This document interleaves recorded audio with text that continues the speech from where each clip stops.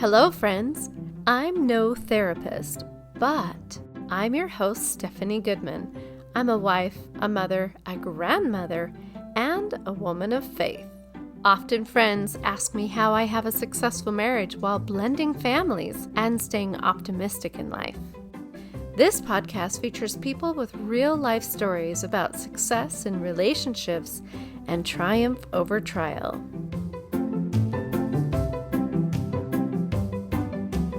How much do you know about the true history of the United States?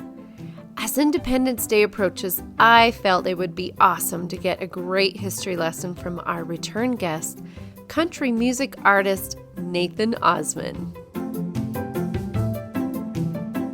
And welcome back to a new edition of I'm No Therapist, but I have in my studio a return guest, and I'm so honored to be able to share this time with you as we talk about the passion that we share for the history of this amazing country. I want to introduce to you Nate Osmond. Well, hello there, Stephanie. Oh my heck, it's good to be back. Oh, I got all dressed up. Look at this. I got my American flag shirt on today. You and me both, huh? That's right. You look a lot better than I do. But hey, you know what? It's good to be here. It's good to be anywhere, right? Right? Yeah. It's good to be seen and not viewed. Amen to that. Mm-hmm. If you woke up 6 feet above ground, you should be happy. You are still here. That's right. Many things that we are... Perspective. There we go. Things that we are blessed for. That's right. Speaking of things that we are blessed for. Yes. Thank you, Nathan, for being here today and for your willingness to share your passion of this great American country. Well, thank you. I love this country. I wrote a song with Senator Hatch once called I Love America. And it became the title track of an album that my brothers did. And I just got a lot of passion for where I live, and now we're about ready to celebrate our nation's birthday, Indeed. I love the 4th of July. It's exciting times. Me too. And we're just thrilled to be able to talk about this today. And I appreciate you inviting me back. I love your show. Thank you. Big fan. Yes, and I'm a huge fan of your show, which is Achieving Awesomeness Now. Thank you. To my audience, if you have not had the chance to check out this man's podcast, I highly recommend it. He is a master storyteller. He has ambiance that will carry your heart and your spirit through his stories. And wow, talk about his plethora of information and experiences. I have so much admiration for you, and I'm truly honored to have you in my studio today. Well, appreciate it. It's always fun to be invited back. Not just once, but now the second time, Yeah, you made it on the list. Let's just go there. Yes. Well, I appreciate it. And I know we got a lot to talk about here today. We do. But you're also a patriot. You love this country. I do. I do. And I hope to be able to share a little of my own personal story of how this country has set into my heart. But I'm going to open the floor to you to share with me, what is it that struck your heart? What age do you remember when this country and the meaning of it and the history of it really passionate to you?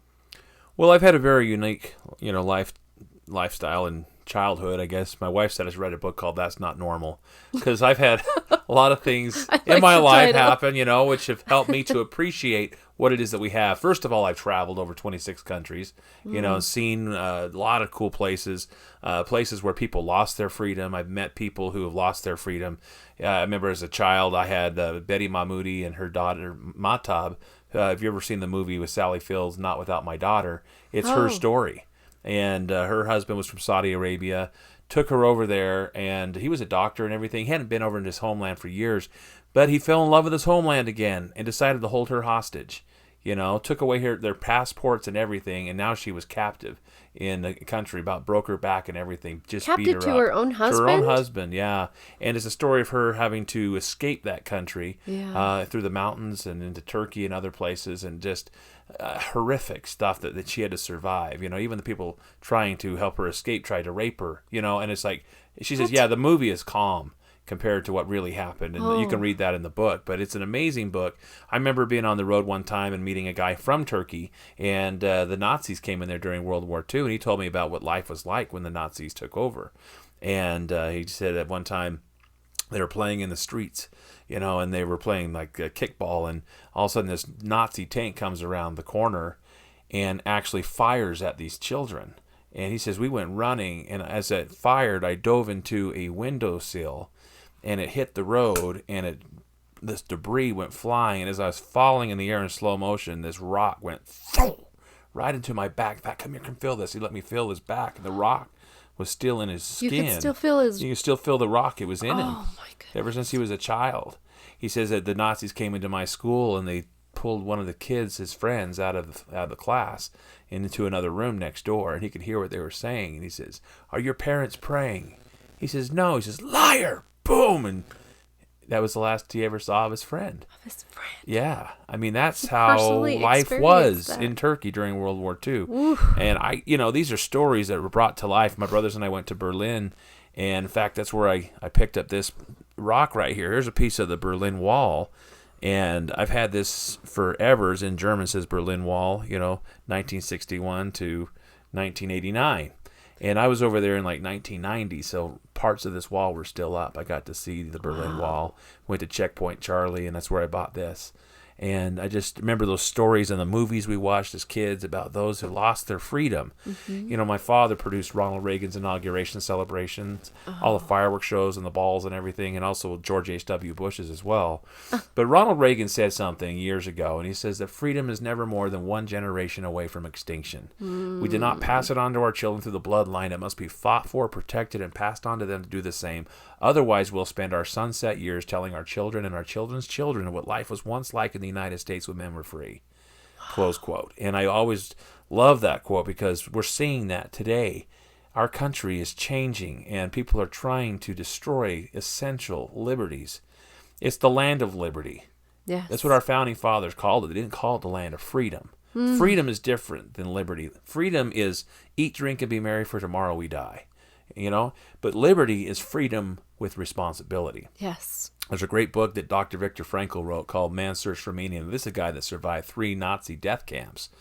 And he said in this book, that he believes that there should be 2 statues, not only the Statue of Liberty, but on the West Coast, they should have a bookmark statue called the Statue of Responsibility. Oh. And my friend Gary's actually he's molded this statue now. It's like 2 arms holding each other like this, and they're going to build it.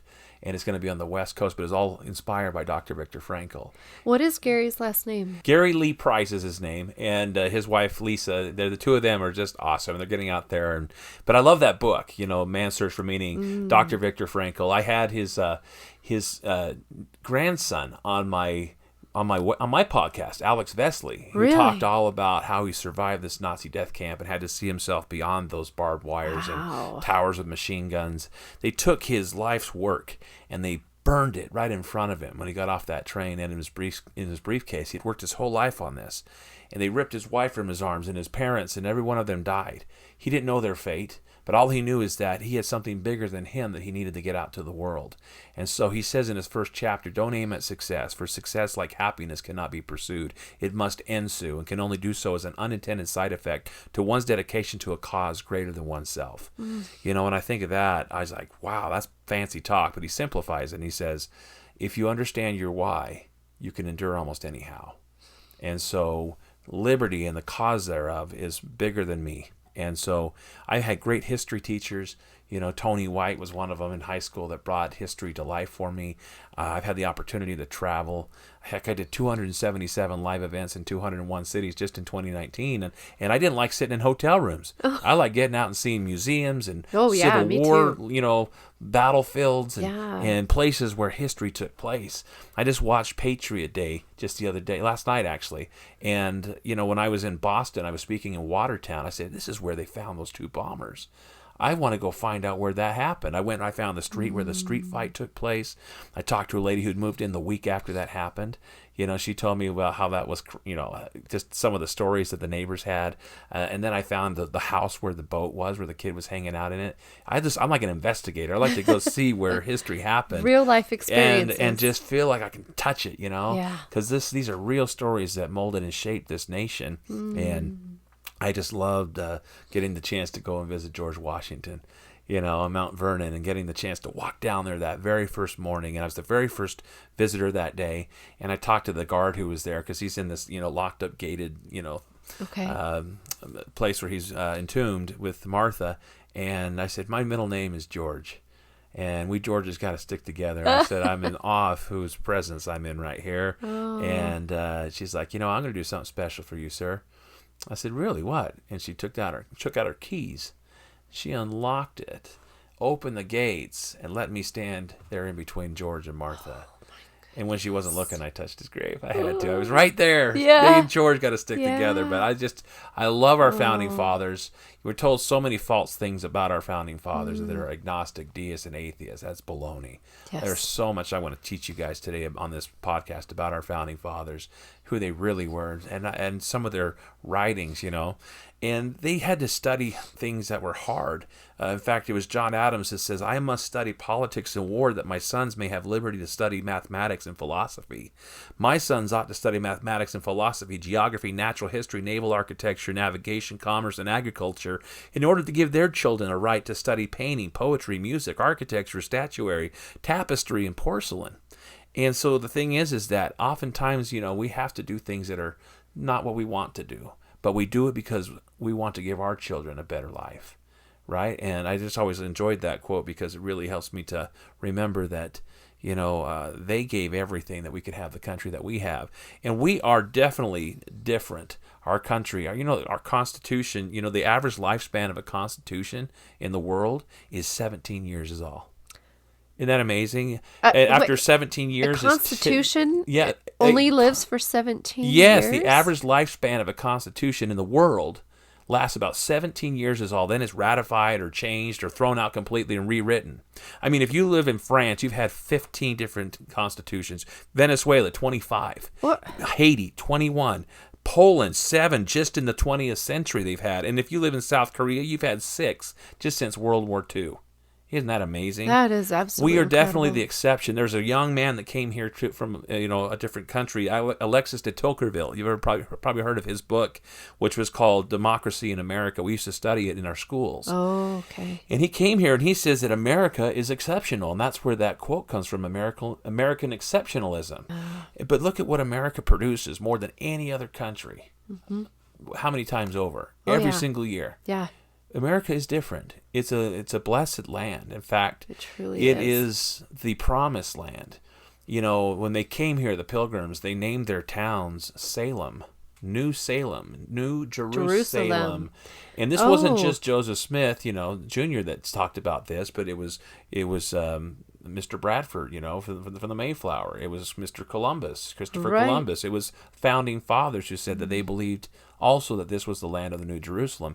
Even when George Washington was sworn in as president in New York City, he didn't just place his hand on the Bible. He opened it up to Genesis 49, I believe it's verse 22, but it talks about Joseph and his inheritance over the wall, meaning the ocean.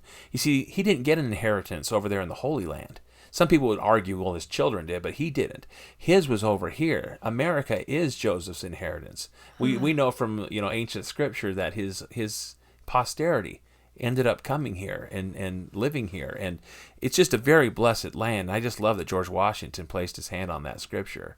Pretty powerful, right there. Amazing. Where the Twin Towers you used to hear be. that he put his hand on the Bible, but you rarely hear that he put his hand in the Bible. Yeah. Directed to that specific scripture. That's right. I will be looking that up. Oh, it's pretty powerful. But there's so much history that we need to learn, We don't hear a lot about our black founding fathers. We treat black history very poorly here in this country. Do you know there was never a time in Massachusetts history when blacks couldn't vote? Did you ever know that? No. Did you ever hear of Reverend Absalom Jones? Because, Tocqueville, or not Tocqueville, but a young man came to John Adams. This is right before he passed away. And he says, Mr. Adams, you were there in the beginning. You were there and were part of all this. Who do we owe thanks to, for our liberties and our freedoms? And he says, you want to know who you owe thanks to? And he says, how about Reverend Dr. Samuel Cooper? And you say, who? Right. You ever heard of him? Reverend Dr. Or Reverend Dr. Jonathan Mayhew. Or Reverend Dr. George Whitefield. Or Reverend Charles Chauncey. You ever heard of these guys? No. Or what about Reverend Richard Allen? These are huge. He starts quoting off these reverends, because we don't ever look at the Declaration of Independence as a sermon topic list, but that's exactly where the wording of our Declaration of Independence came from the sermons giving at the pulpits of America leading up 30 years to the Revolution. And then our black founding fathers I was talking about, Reverend Absalom Jones, Reverend John Merritt, Reverend Lemuel Haynes. That guy's huge. Then you got Wentworth Cheswill. You know that he held office for over 49 years. Isn't that amazing? He held 8 different political positions. Then you got Lemuel Haynes, who I was talking about, the first black man to ever hold a higher degree of education in America. And he was a soldier in the American Revolution, a Minuteman to George Washington. And every year he would always hold this celebration in honor of George Washington. It was pretty awesome. Then you got Thomas Hercules. Yeah. You got Peter Salem. You got Prince Estabrook. So many. You got Prince Whipple. He's actually in the boat with George Washington, one of our black founding fathers, going across the Delaware. Oh. Why don't we talk more about him? I've been at his graveside. Yeah. There's so many amazing founding fathers that we don't ever talk about. We need to learn our history. We do. So many amazing people. And the thing is, I hate to see our founding fathers painted in such a negative light of being agnostic, deists, and atheists. Did you know that when the first provincial conference was held in 1774, that our founding fathers, who had never met each other, they were all gathering for the first time, held a 2-hour prayer session? Did you know that? Did you know that they studied 4 chapters of the Bible? Oh, wow. In this first provincial conference in 1774, and particularly Psalm 35. Psalm 35, they studied this. And John Adams was so moved by this particular chapter in the Bible. He wrote to Abigail. He says, Abigail, I must beg you to read that psalm. Please read the 35th Psalm to your friends. Read it to your father. Abigail, we have appointed a continental fast. Millions will be upon their knees at once before their Creator, imploring His forgiveness. His smiles on America counsels in arms. Yeah, this is the stuff that he wrote. And by the way, this was the first of 15 first of 15 times that Congress called the people of the United States to prayer. And here we're calling them agnostics and deists and atheists. Yeah. They go across the country, and there's a gentleman who wrote this book called The Jefferson Lies. And his name is David Barton, and he quizzes university-level students on history. He holds up a picture of the Founding Fathers. Now, how many of these guys can you name? He says only once have they ever been able to list more than 3. Wow. And the first 2, Benjamin Franklin and Thomas Jefferson. Yeah. Probably the least religious out of all of them. And yet, Jefferson, if you want to learn a little bit more about his life, did you know that he was an abolitionist? Oh, no, didn't he father a slave? No, that was absolutely never, ever proven. There's probably about 26 other Jeffersons it could have been. They think it probably could have been his brother Randolph. He would never even be in a room with a member of the opposite sex. Interesting, right? There's so much you need to learn about this. The slaves that they did own, most of them came from his wife's family. He inherited them, and he fought for their freedom, to free them. But Virginia law prohibited them from doing so. To do so, you'd be responsible for their livelihoods, their education, their food for the rest of their lives, and they would have had no money. And so he treated them like family. You guys need to learn your history. There's so much that people need to know. I'm not condoning slavery at all, but there's so much we need to learn about Thomas Jefferson and others like him. He held church in the Capitol building. He was a lifelong member of Bible schools and built churches. This is an atheist? I don't think so. Right. You know what I'm saying? Yeah. And by the way, by the time you get to 1815, there had been 1,400 issued calls to prayer in America. Oh my gosh. What's happened to our country? Yeah. You know what I'm saying? Right. Our coins now have turned George Washington's back on the words, "In God we trust." I think we're in trouble. I'm just going to be blunt.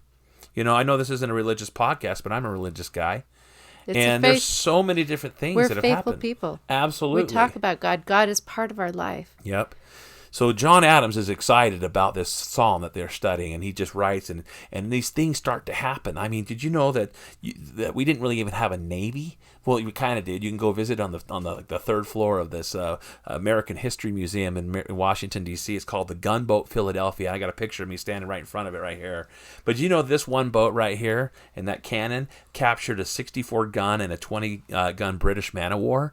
That's like saying a bunch of rednecks took over the the Navy SEALs. It's crazy what happened. In fact, Abigail, it appears to me that the eternal Son of God is operating powerfully against the British nation, he wrote. This is John Adams saying this to his wife. In fact, George Washington even said this: the hand of providence has been so conspicuous in all this that he must be worse than an infidel that lacks faith and more than wicked that has not gratitude enough to acknowledge his obligations. Right. This is George Washington. Right. I tell you, and there's that picture I told you, that was me standing in between George and Martha right there. I love that. But our founding fathers, did you know that the first family Bible in America was funded? They call it the Bible of the Revolution. It was actually funded by 12 signers of the Declaration of Independence, including John Adams, Thomas Jefferson, Alexander Hamilton, Gunning Bedford Jr., John Dickinson, and more. And in fact, in the front of it, it actually has a congressional endorsement that Congress printed the very first family Bible. And it says the first Bibles ever printed in English in America were printed by Congress.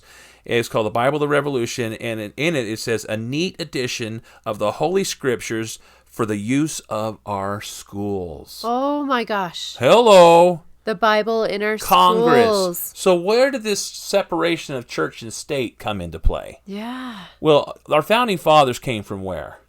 Most of them came from England. Right? Mm-hmm. And because we had a king, and that king, if he were Anglican, you were all Anglican. If he were Catholic, you were all Catholic. Whatever it was, you were that religion. You had no choice, no freedom of religion, which is in our First Amendment. Correct. So our founding fathers didn't mean, when they say separation of church and state, all they meant is that there was not to be a state-sponsored religion, right? Wow. That's what they meant. Here they are printing the Bible for the uses of our schools. Come on. You know, I remember watching episodes of Little House on the Prairie, and they had their Bibles in the schools. Yeah. And at the time that we were going to school, we were still saying the Pledge of Allegiance. Yeah. And now that's become rare.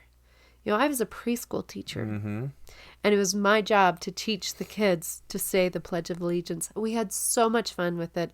Yeah. The kids were learning it. We were getting it down. They understood the concept of it. We talked about different things of it. I went to my Christmas vacation, and when I came back to school, they informed me, I'm no longer to be teaching them the Pledge of Allegiance. I'm no longer to teach them the days of the week or the calendar days. We're going to focus on hokey pokey. I never thought that I would actually experience the dumbing down of our children in the school education. And that was so hard for me. And Abraham Lincoln said that what is being taught in the schools of this generation will be the laws of the next generation. So we need to be careful what we teach our children. And speaking of schools, have you heard of Harvard? I sure have. You know what Harvard used to be called? No. School of the Prophets. Really? Did you know that Yale was also called School of the Prophets? Two of the most godless schools now.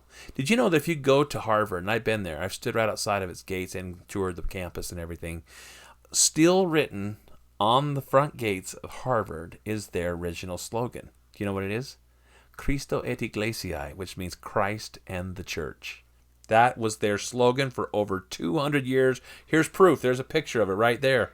Christ and the Church. In fact, for 200 years, that was the slogan. Because and then they added veritas, which means truth. Because how can you have truth without Christ and the Church, right? Okay. But for 200 years after founding the Harvard, there was a president named Charles William Eliot who said, let's get rid of Christ and the Church. Let's just keep veritas. And he changed the motto, taking out Christ and the Church, leaving only veritas. Oh, my goodness. Yeah. After 200 plus years as that being their slogan, School of the Prophets became godless again. Wow. In fact, right next to this sign that you can see Christ in the Church, hidden behind a tree is almost intentionally, is a little plaque written by the New England's First Fruits. And here's what they wrote. After God had carried us safe to New England, and we had builded our houses, provided necessaries for our livelihood, reared convenient places for God's worship, and settled the civil government, one of the next things we longed for and looked after was to advance learning and perpetuate it to posterity, dreading to leave an illiterate ministry to the churches when our present ministry shall lie in the dust. Close quote.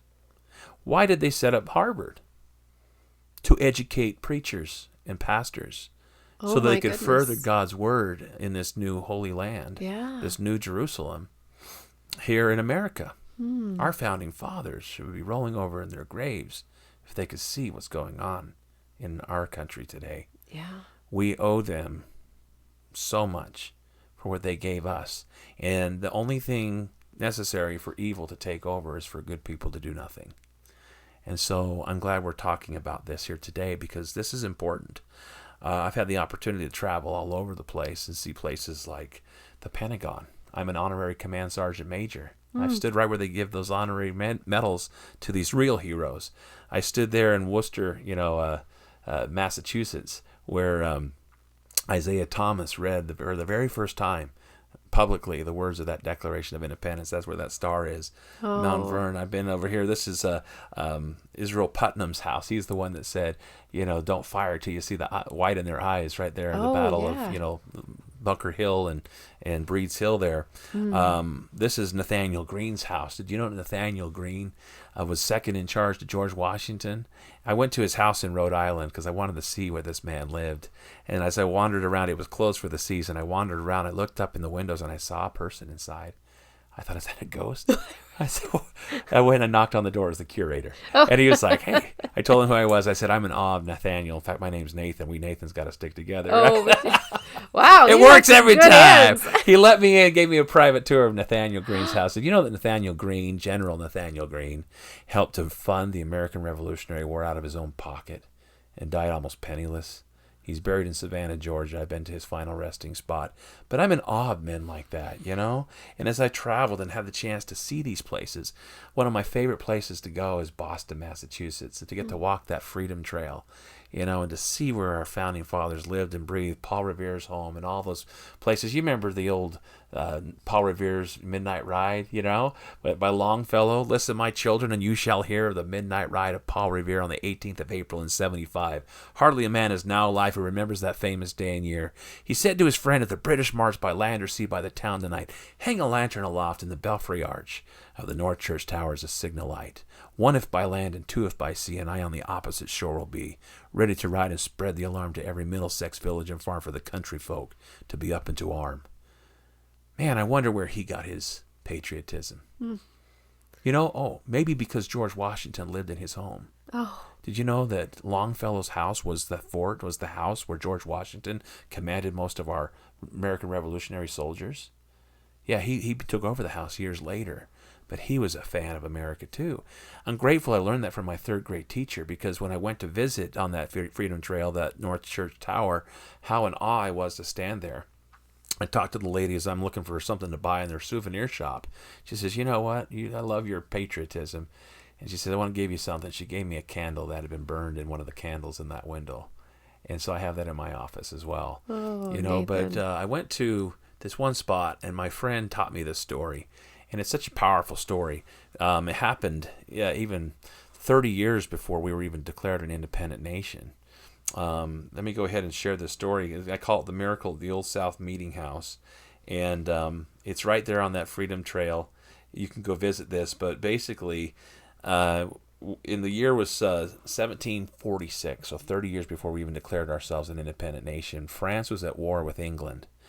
And Duke d'Anville had been given the orders to burn Boston to ashes. And they were on their way because 25% of England was living in the colonies. 1 in 4 people have family members living here. And so they knew that an attack on the colonies was an attack on England. And so they were coming. Okay. Right? So they had 140 ships. They had 100 ships with 10,000 troops.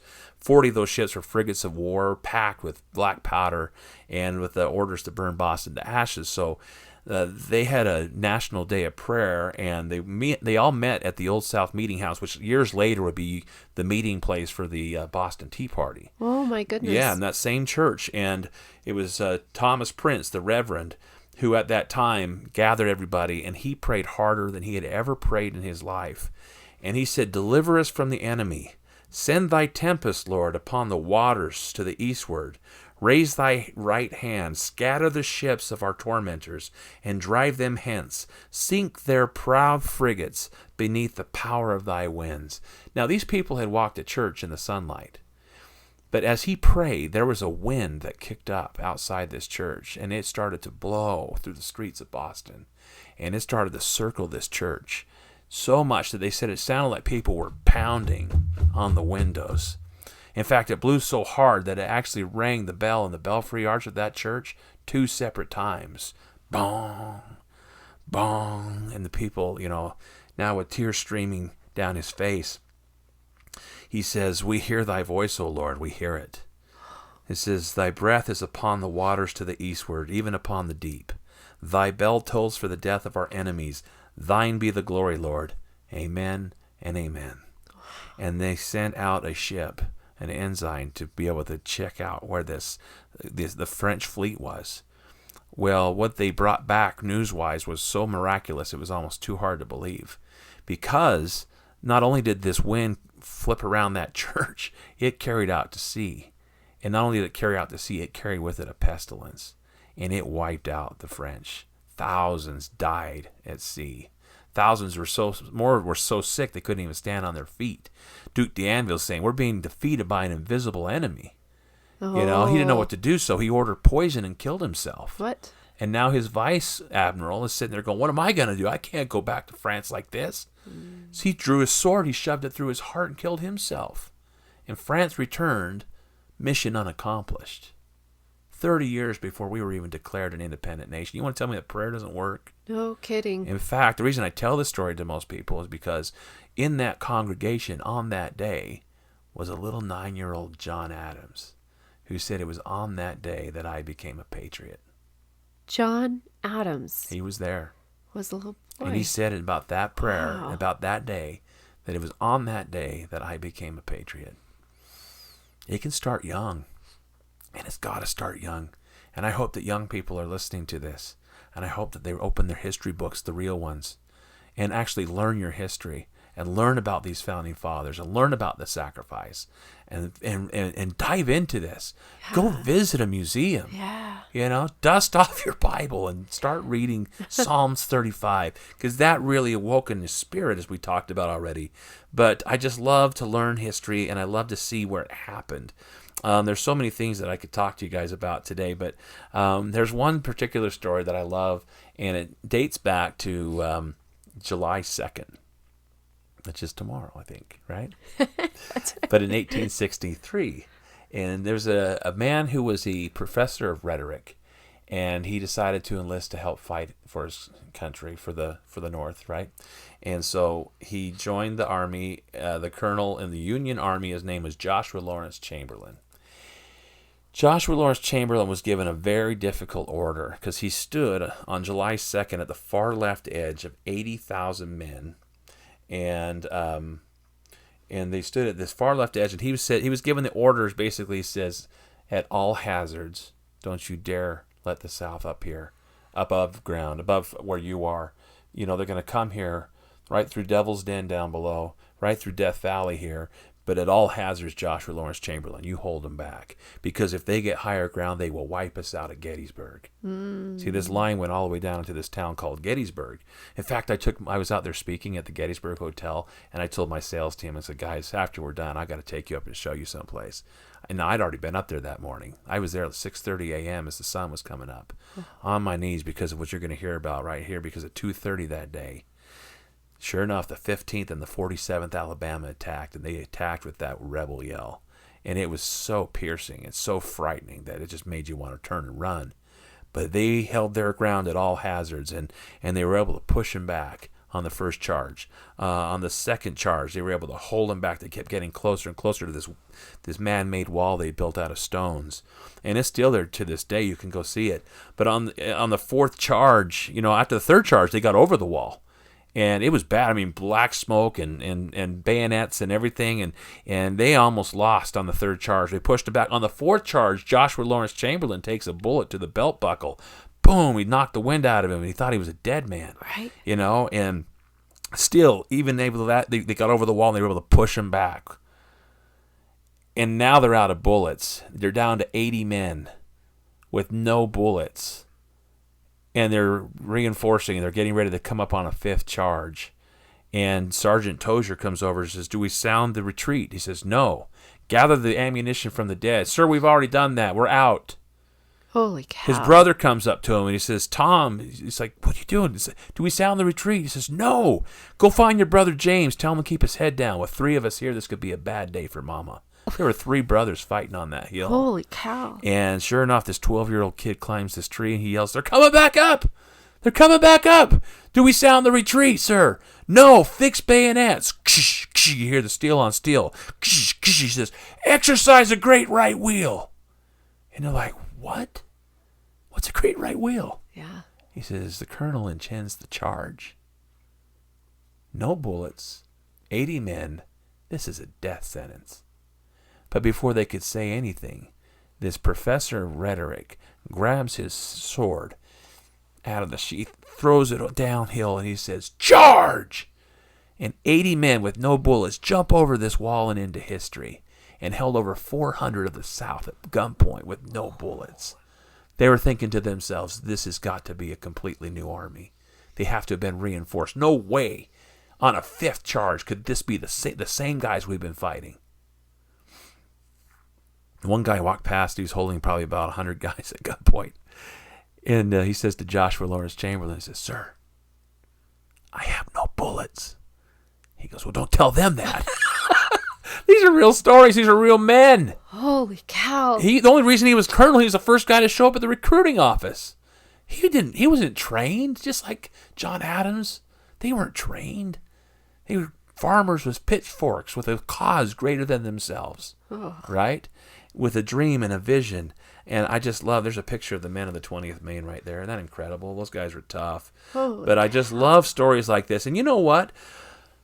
Further research into the story shows that if he had not made that jump that one day with those 80 men, that the South would have taken over. They would have wiped us out at Gettysburg, and the South would have won the war. These are historians, professionals. Well, there were 400 against 80. 80. Yeah. And so the thing is, though, if they had won, our country wouldn't look like it does today. Oh. We would look more like a patchwork like Europe, like tiny little different countries spread all across this land. Yeah. Right? And then think about that. If he hadn't jumped over that wall that one day, that one man with his 80 men, we would not have had the manpower to fight 2 wars on 2 sides, with Hirohito over here on Japan and Hitler over here on the East Coast here. Oh, yeah. Right? We would not have been able to do that. And who else would have suffered nationwide, worldwide? Yeah. Because the United States would not have been. But one man on one day made one decision that changed the whole face of this whole country. And we don't even hardly hear about him. Absolutely incredible. The strength that he had to gather from realizing this is basically 400 to 800. Well, 80 to 400. It's huge. It's a miracle. Huge odds against him, right? Yeah. Where do you find that strength? The Almighty. That's exactly right. In fact, I want to share one other story about that battle that didn't happen till years later. And the reason I share this is because I want people to understand something. This came to Joshua Lawrence Chamberlain's desk, who later became the governor of Maine. Okay. And he got this anonymous letter one day as the governor of the state of Maine, and it says, "Dear Sir, I want to tell you of a little passage in the Battle of Little Round Top Gettysburg concerning you and me, which I am now glad of. Twice in that fight I had your life in my hands. I got a safe place between 2 rocks and drew bead fair and square on you. You were standing in the open behind the center of your line, full exposed. I knew your rank by your uniform and actions, and I thought it a mighty good thing to put you out of the way. I rested my gun on the rock and took steady aim. I started to pull the trigger, but some strange notion stopped me. Then I stopped, ashamed of my weakness, and went through the same emotions again. I had you, practically certain. But that same strange something shut right down on me. I couldn't pull the trigger and gave it up. That is, your life. I am glad of it now. And hope you are. Yours truly, a member of the 15th Alabama. The reason I share that is this country's supposed to be here. How many times have we come this close? And even one righteous professor of rhetoric can save it if he just puts his trust in God. They were willing to die, and most of them did. But you know what? There's a great book that says, thy days are known, and thy years shall not be numbered less. If you're still here, your mission is yet to be completed. You've yet to find your purpose yet. The greatest moments of your life have yet to be lived. God will protect us so long as we remember him. We have to remember the American covenant. George Washington made it. And the funny thing is, it's not funny at all, is that for the very first time, that covenant has been revoked. And we're starting to see it. On the very ground, not just anywhere in the country, but for the very first time ever in our history, were we attacked on the very real estate where George Washington made that covenant. Downtown, like southern Manhattan Island. Right there where those World Trade Centers. People say, what about Pearl Harbor? We weren't yet the United States there. The very first time we were attacked, it was the most broadcasted, viewed attack ever. Yeah. For the whole world to watch again and again and again on the very real estate where George Washington put his hand on that Bible, in the Bible, and swore an American covenant. Well, I tell you this country, that promise comes with lots of different things. The land itself, posterity, prosperity, and wealth, right? Well, let me just tell you this, one by one, protection was one of them. Those promises have been being removed every 7 years. Just like in the Jewish history and calendars, they have stuff that's called the Shemitah. And we're seeing the American covenant being removed. From 9/11, 2001, the protection was removed for the very first time. You go ahead 7 years later, prosperity. Go to 2008, what happened? You want to fast forward another 7 years, posterity? Gay marriage. Look what's happening to the family. Look what's happening to the natural family. We never in our lives have had birth rate as low as it's been. We're in trouble. And the last thing on the list is the land itself. Wow. We need to wake up. We need to wake up and remember God. Did you know that at the top of the Washington Monument, it says, Holiness to the Lord? I did not know that. Mm-hmm. And did you know that there's no building allowed to be built higher than that in Washington, D.C.? Wow. Our founding fathers believed in a supreme being. They believed did. in God. They believed that they were dependent upon him for their liberty. And the day we turn our back, look at our coins. The day we turn our back on God, we're in trouble. I'm not here to preach doom and gloom, but wake up. We can't have heavenly protection. Yeah. If we're going to turn our backs. Khrushchev said to Ezra Taft Benson, who was the agriculture, secretary at the time, he says, "You stupid Americans." He says, "One day, we'll feed you socialism to the point you'll wake up to communism. We don't have to fire a single shot. You stupid Americans," he said. Wow. What are we seeing? See, that's the thing is, I still believe in America. I believe in our cause. I believe it is just, right? That's the last verse of the national anthem, right? It talks about stand between us and the foes and the land's desolation. Then prosper we must when our cause it is just, and this be our motto, and God is our trust. Yep. It talked about that Star-Spangled Banner. I believe that it will still wave here, even when the Lord gets back, if we remember him. We have to do our part, be the change you wish to see in the world. If you're tired of people tearing down this country, then stand up. I wrote a song called All In, and it says, sick of all this madness. Every day is the same old news. It's time for massive action, not mass distractions. It's time we face the truth. Open up your eyes to see what's really going on. When they try to divide us, it will only unite us. Let this be our song, All In. It talks about being united. Let me tell you, all in. It's like, it takes everybody. Hear the message. Throw your fears away. You tell me, are you all in? Come on, everybody. Fall in one by one. A new tomorrow starts with us today. Tempers fly and statues fall. There's chaos in the streets. Cities burning. People yearning for peace and unity. There's no room for hatred. Put our differences aside. Hand in hand across the land. Let us all unite. Yes. That's what we need. We've forgotten who we are. We've forgotten our exceptionalism. We've allowed politics and programming and hidden agendas. You know what they call them, programs on television, right?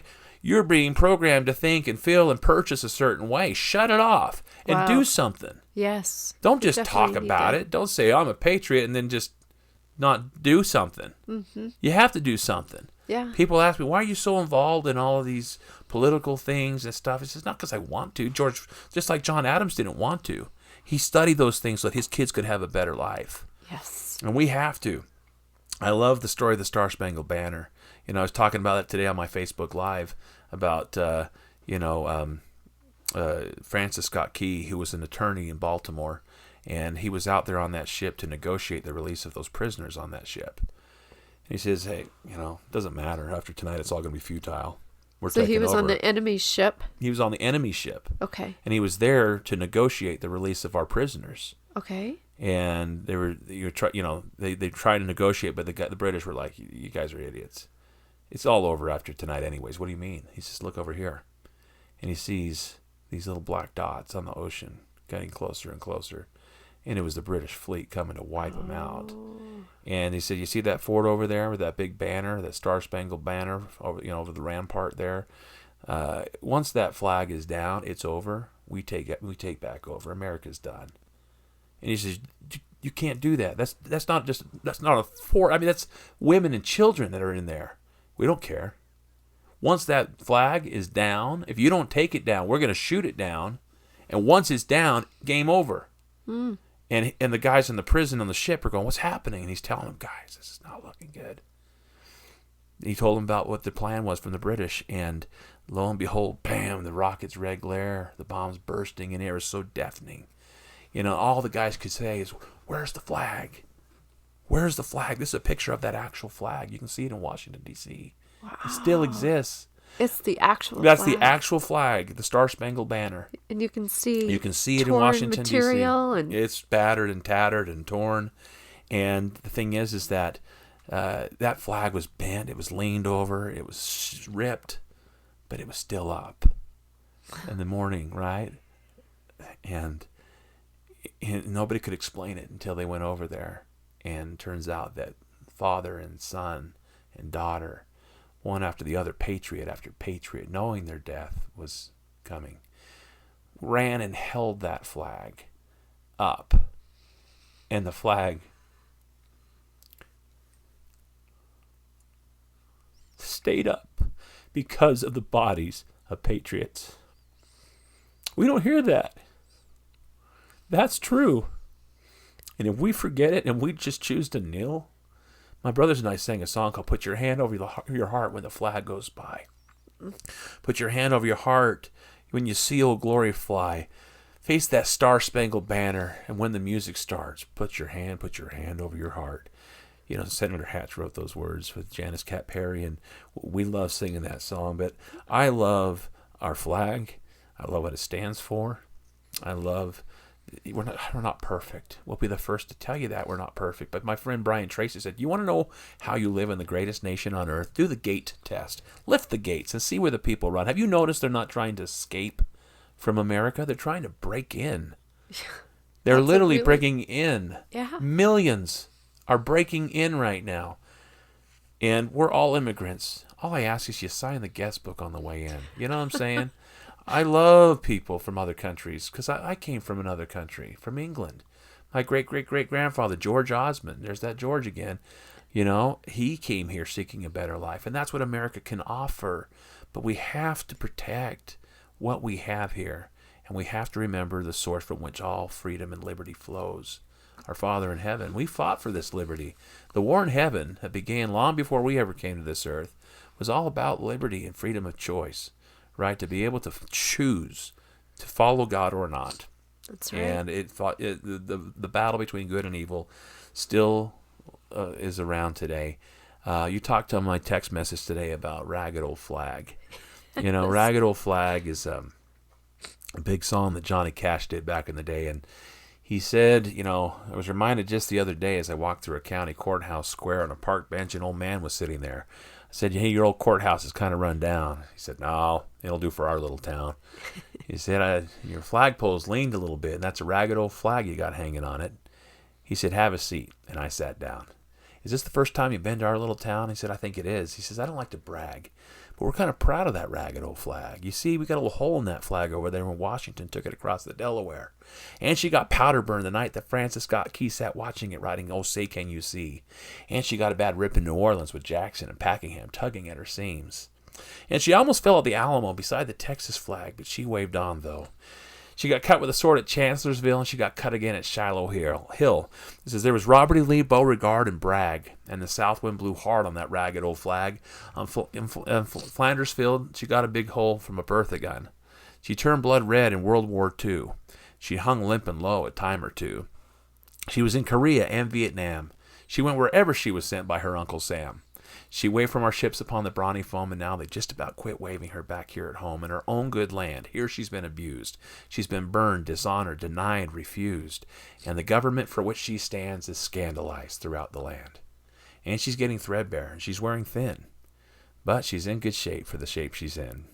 Because she's been through the fire before, and I believe she can take a whole lot more. So we raise her up every morning, and we take her down every night. We never let her touch the ground, and we fold her up right. You know what? On second thought, I do like to brag, because I'm mighty, mighty proud of that ragged old flag. Thank you, Johnny Cash, for those words, because that is a history lesson in a song, and we need to remember our history. We need to create some history. We're doing it today. What we're doing right now is fruits of the labors and the sacrifices made by John Adams and others like him. The fact that we can sit here in front of a camera and a microphone and not be worried about someone busting through this door and shutting us down and hauling us off for good is because of what they did. Now it's our turn. Whether you like it or not, you have to fight for what you want in life because there is no standing still. Life is a fight, is a constant fight for territory. If you don't fight for what you don't want automatically takes over. Yes. You ever tried planting a garden? You'll notice that's true. If the day you stop weeding is the day they start popping their heads up. And right now we're seeing a lot of weeds that need to be pulled. We need to clean house. We need to get back to what our founding fathers fought and lived and died for us. If we don't, we have some answering we've got to give to them when we get to the other side. But we want the best for our children, and that's why I fight. Right here, I took a piece of the World Trade Center across the country with me, starting in Florida and ended up here in Utah. And this is a piece of the North Tower, the slurry wall. This is that big wall. You can see it when you go to the museum there, the 9/11 museum. It's that big wall with those like metal nuts and stuff on it. This is a piece of that wall. It keeps the Hudson River from coming up underneath the building. But I hold this in my office because we all know how that day changed us. And it's where that American covenant was revoked.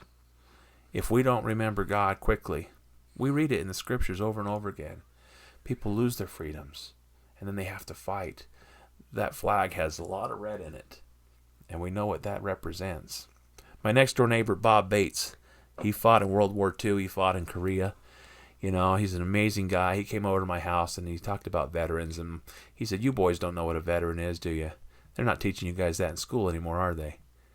And my little 7-year-old at the time said, I know what a veteran is. He goes, really? He goes, yeah, isn't that somebody that fought in the military? And I was proud of a little 7-year-old. Right. And then we had a talk a little later on. I said, you know what? Good job there, Beckham. I said, a veteran to me is someone, it's a man or a woman that at one point in their life wrote a blank check to the United States of America for the amount of up to and including their own lives. But I've got one last story I want to share with you here, and it has to do with those founding fathers, John Adams and Thomas Jefferson. Okay. Because they were awesome, and they were great friends for a long time, but then they became bitter enemies. Did you know that they wouldn't even talk to each other? And these were like the guys that wrote our Declaration of Independence. They were just like today, just the fighting that goes on, right? They just were bitter, sworn enemies almost. Wow. But there was another founding father named Benjamin Rush, who you need to read about this guy. Okay. He was awesome. And talk about a God-fearing man. Benjamin Rush was given a vision where he sees this young boy carrying a history book from the future. And he was allowed to open up this history book. And he read in the pages of this book, in this vision, that John Adams wrote to Thomas Jefferson and apologized and asked to be friends again. And he said, please write the letter, lest thou make me a false prophet. And just like that vision, it happened just as he saw and read in that vision. John Adams wrote this letter to Thomas Jefferson, and they became dear friends once again. Wow. They buried the hatchet, put their differences aside, just like that song I wrote, all in. And that's what we need to do. We need to remember that a house divided against itself cannot stand. Division is the biggest problem here, and the agenda is designed to divide us. Yeah, absolutely. When they try to divide us, it will only unite us. Let this be our song. That's what they had to do. And come towards the end of their lives, Thomas Jefferson, he lay in his bed, and it was July 3rd, and he was barely alive, and he had his people around him, and he said, "What day is it? What day is it?" And they didn't want to tell him because they knew his wish was to breathe the air of the 50th anniversary of the writing of the Declaration of Independence. Oh, yeah. And he was one day away from it. Well, I'm kind of a romantic. I'm glad to know that he actually made it. And on his deathbed, here are Thomas Jefferson, this agnostic, deist, atheist. Yeah, right. These are his final words. I resign myself to God and to my country and to my child. And he died. Well, little did he know that somewhere else in another location in the country, on his deathbed, on the 4th of July, 50th anniversary of the Declaration of Independence, was John Adams. And John Adams sat up in his bed and he goes, Thomas Jefferson lives. What does he mean by that? I want to believe that Thomas Jefferson came to visit his spirit, who had just left his body to come see his best friend. Oh, wow. And the last words that John Adams uttered on this planet were independence forever. And he died. I don't want those dying words to go in vain. That's why I do what I do. That's why I wear this. That's why I speak up. That's why I'm not ashamed. So many people are worried about, well, if I talk about freedom and liberty or God, or if I talk about things I believe in, then I'm just going to get shunned. I'm going to get shut down. I'm going to get canceled. Speak up anyways. That's right. Stop being afraid. There's a silent majority out there that stands with you. It's kind of like that Bug's Life. The minute they find out there's more of them than us, our days are over, said the grasshoppers, right? Right. Arise, ants. I just say, hey, we've got to get together. We've got to come together. Remember our history.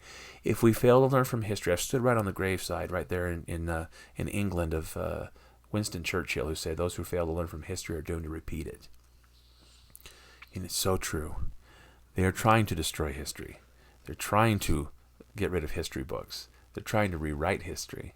Why? They're trying to dumb down the sacrifices of the people. It's the same reason why Al-Qaeda and ISIS are trying to destroy history. Because if you don't know your history, you don't know where you came from. You don't know your progress. Or your value. you forget God in the process, then you rewrite another history, which is evil. And so we need to remember the righteous men that came before, and we need to be those righteous men in our day. Because the day will come when we too will take our final breath and move on. And I think that God will ask us, what did you do with the liberty that I gave you? And to me, I want to be able to stand accountable, saying I did my best to spread the word, to ignite the spirit of liberty within the hearts of all with whom I came in contact. And I believe that I've got a long ways to go. But I just am so inspired by these men and women who have done so much for our country. I've been in Betsy Ross's house too. Oh. Yeah, I bought a flag there. You know, I love our flag. She's buried right there by her house in Philadelphia. I've been to Benjamin Franklin's final resting spot. Yes. I've been to all these places, and I wish everybody had the opportunity to travel. I think if you do have those opportunities, if not, turn on a documentary, but learn, study, just hunger to learn about who these men and women were and what they gave for you. If you're here listening right now, you owe them a lot. Yeah. But more importantly, we owe it to our Father in heaven. In God we trust. And may God continue to bless America. I have so thoroughly enjoyed this session with you, and I've learned so much. And I've always been passionate about this country. And I've just had so many wonderful stories shared with me by people in this neighborhood who fought in World War II. I even have history. My father-in-law was in the Air Force. Awesome. I have my grandfather who was in the Navy. And I would love to hear their stories. There's so many that have gone into the grave that have not shared their stories. And I think that this is why we don't believe that it even happened. Yeah. It seems to be a fairy tale, a folk tale. Yeah. And it is not. Mm-mm. It is true people that experienced sacrifice for the country that they love so much. Yeah. Kels and I, we ran the LDS Film Festival for many years, and my first year to attend the LDS Film Festival was the most powerful year that I had ever experienced. And there was a movie there that I highly recommend if you have not seen it. It's called The Inheritance of War. It was put together by James Patterson, I believe. I'm going to have to look up on that. But he was an attorney for this group of men that were survivors of the Bataan Death March. There were only 12 of them left. Mm-hmm. And they tell the story. The documentary is so fantastic. You mentioned Senator Orrin Hatch. Yep. He actually fought for these men to be recognized by the Japanese who used them as prisoner of war. Yeah. Who treated them horrendously. Yeah. I mean, some of these men were walking. They were told to put up the white flag, right? Yeah. And when they did that, that's when hell came into their lives. Yeah. These men were walking. They were marched by foot to get to the different locations that the Japanese wanted. And here's the thing is the Japanese are brought to be warriors, right? And if you give up, you are seen less than dogs. And they use dogs to eat. Yep. Right? Yep. So these men, these honorable men, are being treated less than dogs. They're having to be in the mines. Yeah. They're sleeping on not even a bed. It was a platform, a wooden platform. Yeah. At the end of the LDS Film Festival, we have the opportunity to meet with these people that have put this movie together, and you get to hear the behind-the-scenes stories. And in the audience, right behind me, was one of the survivors. Wow. His name is Howard W. Poole. He was 92 at that age. Yeah. And he was 96 pounds when he came home. Wow. He was packed onto a ship. When they finally gave the flag and they knew that the war was over, he was packed onto a ship so tight that men were dying and they had nowhere to fall. Mm-hmm. They were so packed like sardines. He had no idea where he was going. But it was the American flag that he saw when he got off the ship that let him know he was home. The American flag has forever become a dear part of my heart from that story of knowing a man who sacrificed, who held strong to his God. Yeah. The Bible, he'll tell his story, was the saving grace for him. Mm-hmm. He knew he was home when he saw that American flag. Mm. He did not get a hero's welcome. He went home. Yep. I was so honored to be able to shake that man's hand and give him the biggest hug. That's when the flag became real to me. Yeah. I love that story. And how many people like him didn't get a welcome home? We were, like I was telling, this piece right here, as we carried it across the country. I was in Indianapolis, and I just come out of the World War Museum. And I run into this man in a nice suit, and he says to me, "What is this all about? This crane, the flag, the World Trade Center piece?" I told him, "We're trying to raise money to build a memorial in honor of those who have given the ultimate sacrifice from the Gulf War up to the present, Right. including PTSD." Oh, yes. And he just started tearing up, and he goes, "Why does our nation hate us so much?" And I didn't know what he meant. And I said, "What do you mean, sir?" And he goes, "Well, you see, we didn't get a homecoming either." Right? He said, "We didn't get a homecoming." And then I knew, and I said, "Sir, did you serve in Vietnam?"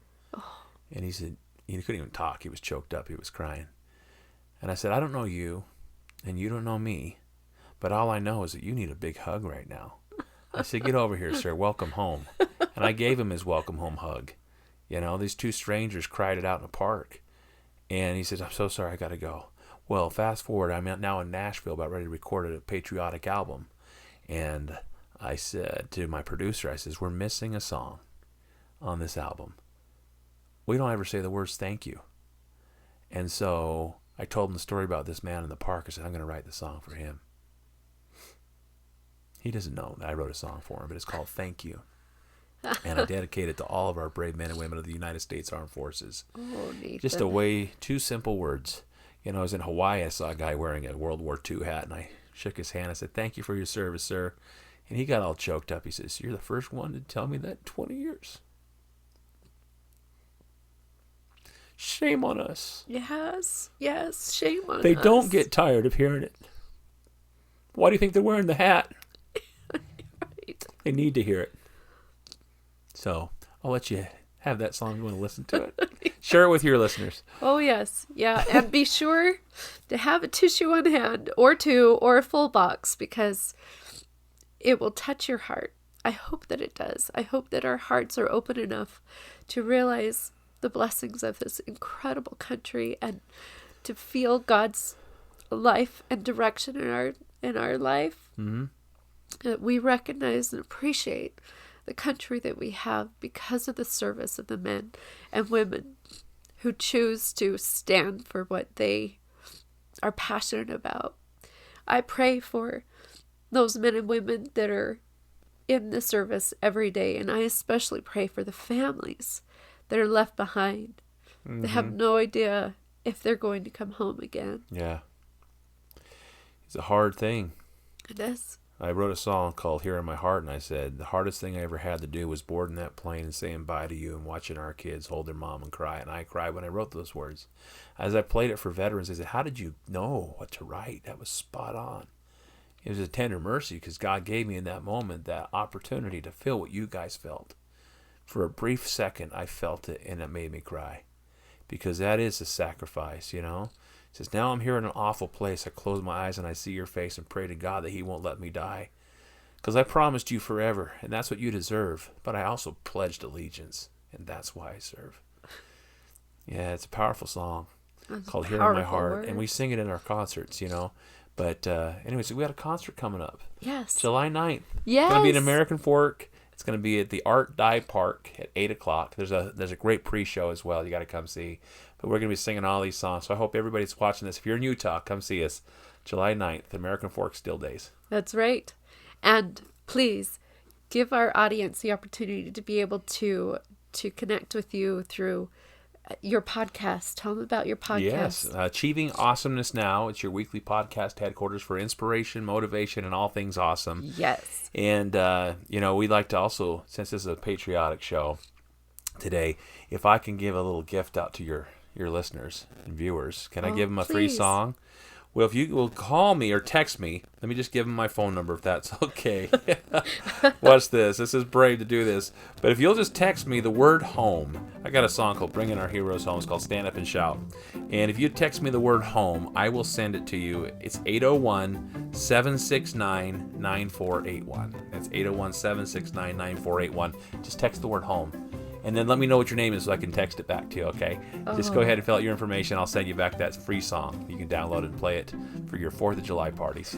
Oh, thank you, Nathan. Thank you for being here. And God bless you. Thank you. You too. If you've enjoyed this episode, remember to subscribe, share, like us on Facebook, and follow us on Instagram. Please comment because I would love to hear about what you think and what you want to see in the future.